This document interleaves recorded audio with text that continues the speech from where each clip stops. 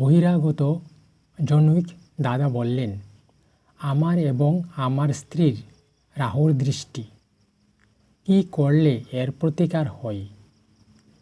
শ্রী শ্রী ঠাকুর, নামের জোর বাড়িয়ে দিও, ভালো করে ভক্তি ভরে ইষ্টবৃত্তি করো, রোজ ইষ্টকে ফুল জল নিবেদন করো এবং ছেলেপেলে সহ সবাই রোজ ওই জল পান করো।